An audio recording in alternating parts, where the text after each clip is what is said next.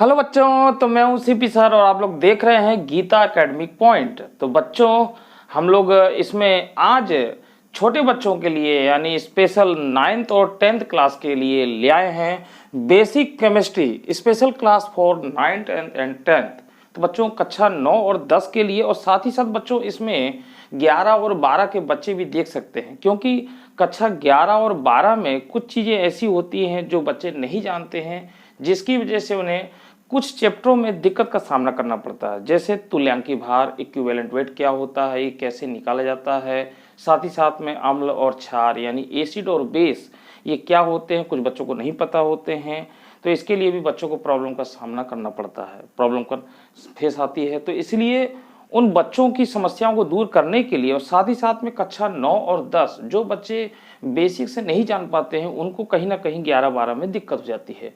तो उन सभी समस्याओं को दूर करने के लिए बेसिक केमिस्ट्री हम आपके लिए लेके आए हैं special classes for 9th and 10th, यानी उन बच्चों के लिए स्पेशल होगा और साथ ही साथ में ये 11 और 12 के बच्चों के लिए भी मददगार साबित होगा।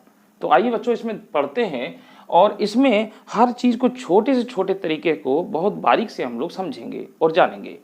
तो बच्चों इसमें सबसे पहले हम लोग बात करते हैं अणुसूत्र बनाना। अणुसूत्र बनाना यानी इसको कह सकते हैं फॉर्मेशन ऑफ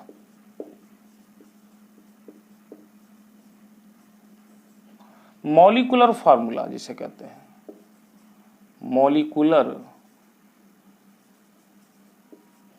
मॉलिक्यूलर फार्मूला।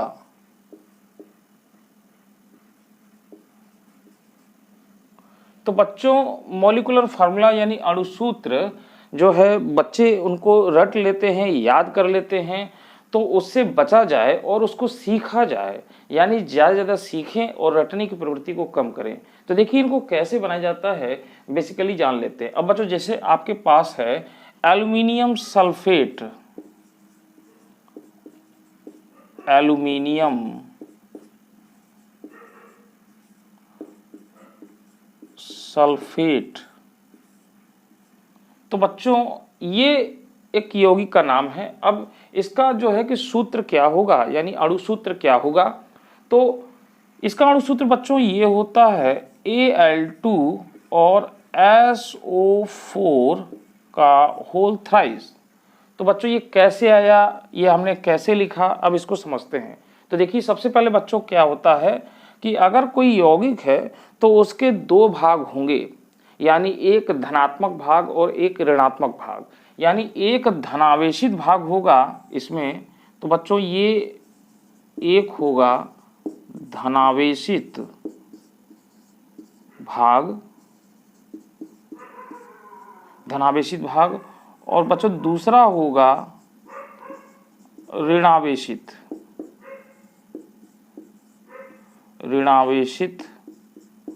भाग। तो बच्चों इसमें अगर देखा जाए तो यहाँ पर जो एल्युमिनियम है इस पर +3 चार्ज, ये धनावेशित है, और साथ में इसका जो आयन है यानी सल्फेट, इस पर -2 चार्ज जो है, ये ऋणावेशित भाग है। तो बच्चों इसी से रिलेट अब यहाँ पर देखें, जैसे हमारे पास A है कोई और कोई हमारे पास B है, इसके ऊपर चार्ज मान लेते हैं बच्चों +2 आवेश है, ठीक है, और इसके ऊपर -3 आवेश है। तो बच्चों इसको हम लोग इस तरीके से एरो लगाते हैं ऐसे बेटा, और इसको हम लोग ऐसे लगाते हैं। ये कक्षा 9 का चीज़ है, इसलिए मैंने स्पेशल 9th एंड 10th लिखा हुआ है। तो हम लोग पहली सीढ़ी से बात कर रहे हैं। तो बच्चों देखिए A के नीचे A लिख देंगे हम लोग ऐसे, और बच्चों ये जो तीर लगा है ये आंकिक मान इसके साथ ये इधर की ओर चला जाएगा। तो जो तीर इधर लगा हुआ है ये आंकिक मान, यानी माइनस और प्लस को छोड़ करके ये जो है इधर की ओर आ जाएगा। तो देखिए 3 यहाँ लिख देंगे, और इसी तरीके से B के नीचे B लिखेंगे, और ये 2 यहाँ लिख देंगे बच्चों। तो अब इन दोनों को अगर पास करके लिखा जाए तो बच्चों ये हो जाएगा A3B2।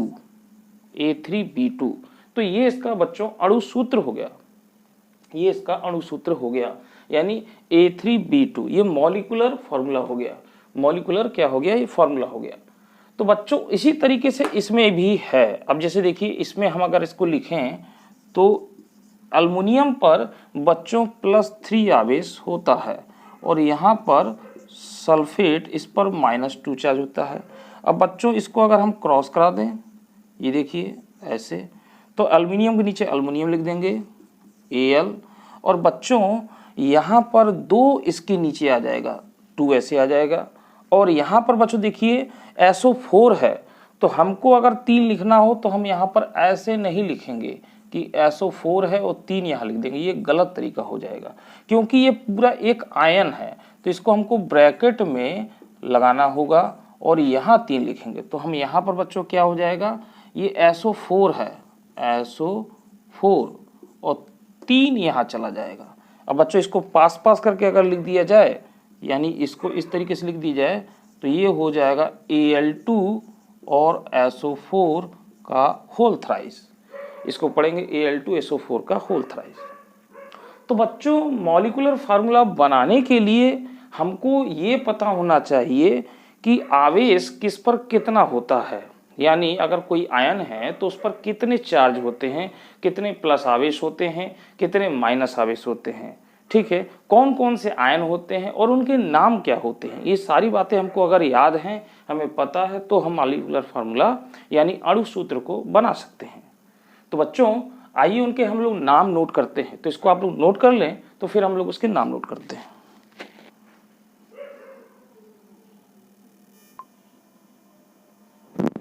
हाँ बच्चों, तो देखिए ये कुछ आयनों के नाम हैं, जैसे कि एक संयोजक, द्विसंयोजक, त्रिसंयोजक और चतुर्थ संयोजक।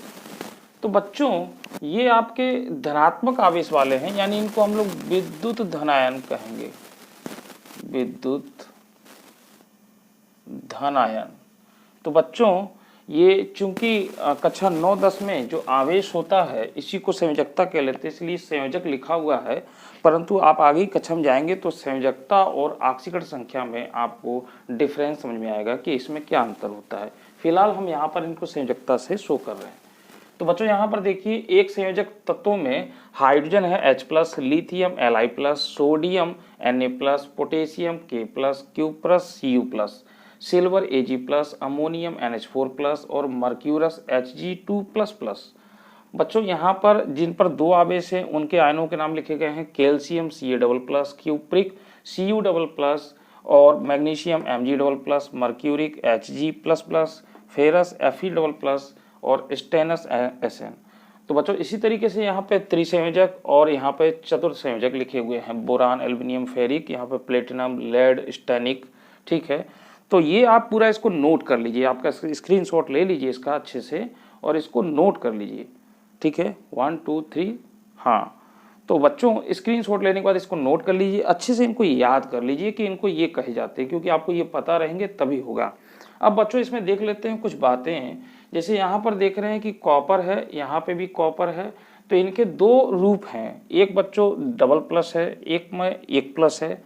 तो यहाँ पर क्या होता है बच्चों, जैसे कि कुछ तत्वों के, जैसे अगर हम कॉपर की बात करें तो इसके 2 रूप होंगे, एक पर आपका Cu+ होगा और दूसरे में Cu++ होगा। तो बच्चों जिस पर कम होगा उसके लिए अस आ जाएगा, OUS, इसलिए देख रहे हैं यहाँ पे अस लिखा हुआ है OUS, इसका मतलब हो जाएगा क्यूप्रस। और जिसमें आवेश की मात्रा ज़्यादा होगी उसके लिए इक आ जाएगा, तो ये हो जाएगा क्यूप्रिक। यानी कॉपर दोनों हैं, परंतु इस आयन का नाम अलग है और इस आयन का नाम अलग है, यानी दोनों आयनों के नाम अलग अलग है। यहाँ पे इसको बोलेंगे क्यूप्रस, इसको बोलेंगे क्यूप्रिक। इसी प्रकार बच्चों देखिए Fe, इसके भी 2 आयन बनेंगे, एक हो जाएगा आपका Fe++, तो इसको बोलेंगे फेरस, और इसको बोलेंगे बच्चों फेरिक, इसको बोलेंगे फेरिक, ठीक है। इसमें अस आ जाएगा और यहाँ पर बच्चों इक आ जाएगा। इसी तरीके से बच्चों एक और देख रहे हैं, यहाँ पे थोड़ा सा अजीब लग रहा होगा आपको, यहाँ पर बच्चों जो है Hg, यानी मरकरी के 2 रूप हो गए बच्चों, तो यहाँ पर Hg2++।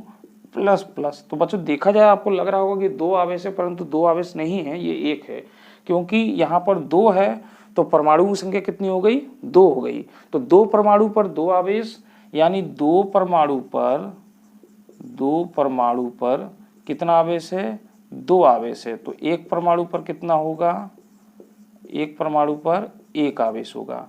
तो परमाणु जो आवेश होता है वो प्रति परमाणु लिया जाता है, यानी एक परमाणु पर देखें तो एक ही आवेश है। दूसरी ओर बच्चों इसका दूसरा रूप जो है Hg++ है, तो यहाँ देखिए एक परमाणु है और 2 आवेश है, तो बच्चों इसके लिए लगाएंगे मर्क्यूरस और इसके लिए हो जाएगा मर्क्यूरी, क्योंकि ये 1 है और ये 2 है। ठीक है, ये बच्चों इसको इस तरीके से हम नहीं लिख सकते हैं। अब ये बड़ी क्लास में आप पढ़ेंगे कि अगर हमने इसको इस तरीके से लिख दिया तो इसको मर्क्यूरस नहीं पढ़ते, क्योंकि इसके अनुचुंबकीय प्रतिचुंबकीय जो गुण होते हैं वह प्रदर्शित नहीं हो पाते। बस इतना ही आप जाने। तो बच्चों इसी तरीके से यहाँ पर आप देख सकते हैं बच्चों की जो ऋणायन है, यानी जो ऋण आवेशित आयन है, उन पर भी हमने आवेश लिखे हुए हैं। Fluoride F-, chloride Cl-। बच्चों देखिए Cl है, ये L है, chloride Cl-, iodide I-, bromide, hydroxide, acetate, nitrate, nitrite, ये नाइट्राइट है। बच्चों देखिए क्लोरेट है ClO3, ये L है बच्चों ClO3। और बच्चों अगर इसी में एक ऑक्सीजन और बढ़ जाएगा तो ये हो जाएगा पर क्लोरेट। ठीक है, और ये है पर मैग्नेट। इसी तरीके से बच्चों द्विसंयोजक में देखिए ऑक्साइड 2- वाले आवेश हैं यहाँ पर, कार्बोनेट, सल्फेट, सल्फाइड, सल्फाइट। ये बच्चों सल्फाइड है, डा है, इसमें टा है, दोनों में फर्क है। डाइक्रोमेट है बच्चों ये Cr2O7। यहाँ पर त्रिसंयोजक में बच्चों देखिए फास्फेट और नाइट्राइड। और बच्चों चतुर्संयोजक में क्या है, कार्बाइड C पे -4 चार्ज और फेरोसाइनाइड। ठीक है, इनका यूज कम होता है। और इसी तरीके से बच्चों अब बात कर लेते हैं, ये तो फिलहाल हो गए। अब इनके जरिए बच्चों यहाँ पर हम कुछ सीखते हैं अणु सूत्र को बनाना, और साथ ही साथ में बच्चों कुछ जो है कि यौगिकों के नाम कैसे पढ़े जाते हैं, यानी उनको पढ़ना और उनका बनाना यानी लिखना, ये 2 बातें हम इसमें सीखेंगे, बहुत ही बेसिक है। तो बच्चों देखिए आइए यहाँ पर बच्चों हम लोग बात कर लेते हैं। जैसे अब मैं इसको मिटा रहा हूँ, ये आपको समझाने के लिए था। तो यहाँ पर कुछ नामों को पढ़ते हैं इस चार्ट की सहायता से। तो बच्चों देखिए अगर हम इसका यहाँ पर बच्चों देख रहे हैं कि जो धातु होती है तो धातु के नाम वही होते हैं, धातु के नाम में कोई बदलाव नहीं होता। जैसे हम यूँ कहें कि ये है और हमारे पास ये है, अगर ये बच्चों K+ हो जाएगा और ये अगर सोडियम प्लस हो जाएगा तो इसको पोटेशियम बोलेंगे, तो इसको भी पोटेशियम ही कहेंगे। ये सोडियम है तो ये भी सोडियम ही है, यानी आवेश लगने से इनके नाम नहीं बदलते। तो बच्चों जैसे अगर हमारे पास लिखा हुआ है KClO3, बच्चों देखिए ये L है, मैं ऐसे ही बना देता हूँ L KClO3। तो बच्चों इसका नाम अगर पढ़ा जाए तो देखिए क्या पढ़ा जाएगा, यहाँ पे ClO3 इसको बोलेंगे क्लोरेट, यानी जो इतना जो चीज होगा बच्चों इसको हम लोग क्या बोलेंगे, क्लोरेट। और इसको क्या बोलेंगे, पोटेशियम। तो इसका नाम हो जाएगा बच्चों पोटेशियम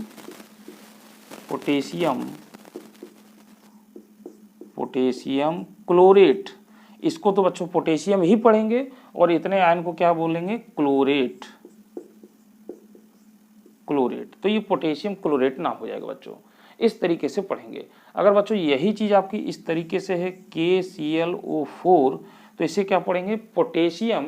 और यहाँ पे आप देख रहे हैं पर क्लोरेट, ये ClO4 जो माइनस है, तो बच्चों यहाँ पर माइनस आप देख रहे होंगे और सोच रहे होंगे यहाँ पे माइनस नहीं है, इसलिए क्योंकि जब प्लस और माइनस दोनों मिले तो ये खत्म हो गया, यानी इस पर प्लस और इस पर माइनस, तो इनको नहीं लिखा जाता, ये साथ में मिल करके उदासीन हो चुका है।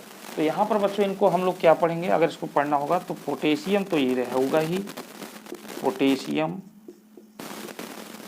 और ये हो जाएगा पर क्लोरेट। तो बच्चों इस तरीके से नाम पढ़े जा रहे हैं। अब यहाँ पर कुछ और भी देख लेते हैं बच्चों। तो यहाँ पर हम लोग देखते हैं कि अगर हमें ये पढ़ने को मिला जाए K2Cr2O7, तो बच्चों देखिए इसका नाम तो पोटेशियम होगा। अगर बच्चों कोई किसी तरीके से कंपाउंड में लिखा रहा है K3 है K4 है तो वो पोटेशियम ही है। तो पोटेशियम, और यहाँ पे देख रहे हैं ये क्या है, डाइक्रोमेट। तो पोटेशियम डाइक्रोमेट,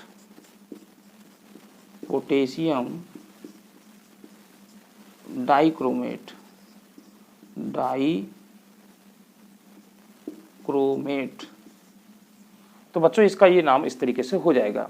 बच्चों इसी तरीके से काफ़ी नाम आप समझ सकते हैं। अब जैसे मान लेते हैं हमारे पास ये है H2S, तो बच्चों यहाँ पर हाइड्रोजन है और ये देखिए S पर कितना है -2 चार्ज, तो इसको क्या पढ़ेंगे हाइड्रोजन सल्फाइड।